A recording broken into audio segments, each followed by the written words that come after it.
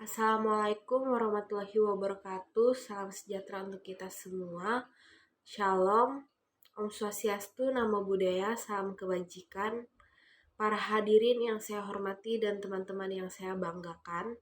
Pertama-tama marilah kita mengucapkan rasa syukur kepada Tuhan Yang Maha Esa karena telah memberikan rahmat dan karunia-Nya kepada kita semua hingga hari ini kita semua dapat mendengarkan video ini.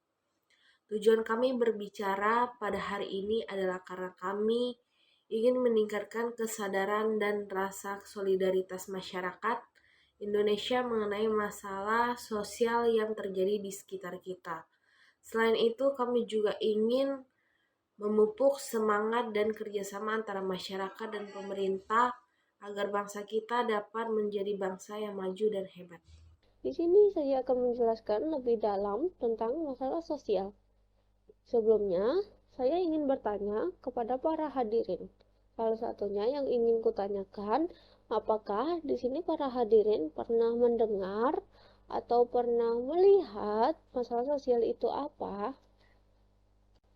Kalau belum tahu, masalah sosial itu adalah sebagai sebuah kondisi yang tidak diinginkan dan membahayakan kelompok sosial sehingga perlu diatasi.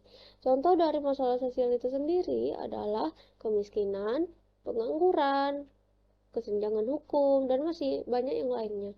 Kemudian, kita tahu Indonesia merupakan salah satu negara yang mempunyai banyak masalah sosial yang merupakan posisi keempat yang ada di dunia. Yang disebabkan karena pengangguran. Pengangguran sendiri disebabkan karena kurangnya ketersediaan lapangan pekerjaan.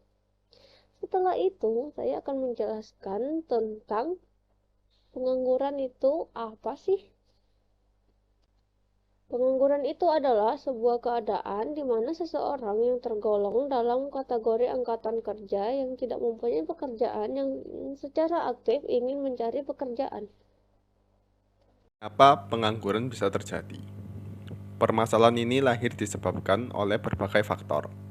Di antaranya adalah persaingan yang semakin lama semakin ketat, kemampuan yang tidak memadai untuk mengisi suatu pekerjaan, tingkat pendidikan yang terlalu rendah, dan masih banyak lagi.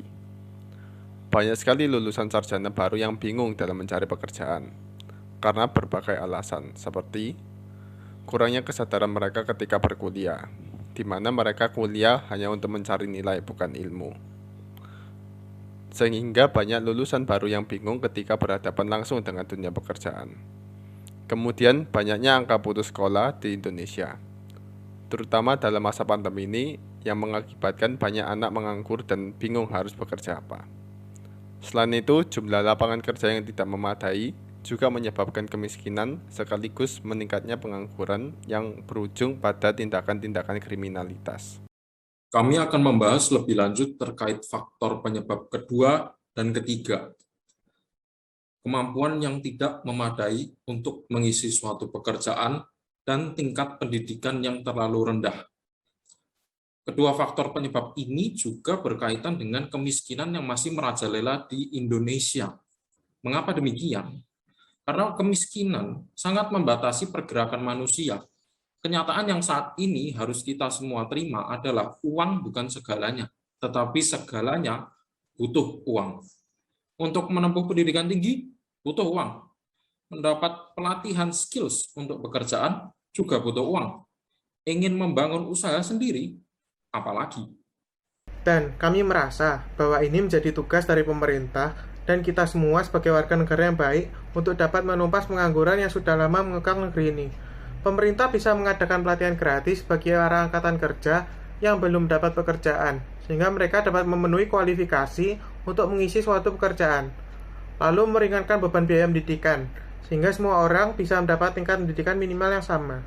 Serta mendukung para pelaku UMKM agar dapat berkembang usahanya dan menciptakan lapangan pekerjaan yang baru nantinya, dan dapat mengurangi jumlah pengangguran di Indonesia.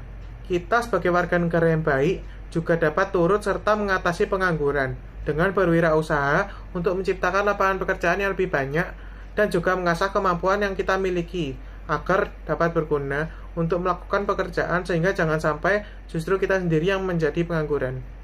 Dan yang terakhir adalah kesadaran akan pentingnya pendidikan harus ditingkatkan terutama di daerah desa-desa yang jauh dari kota.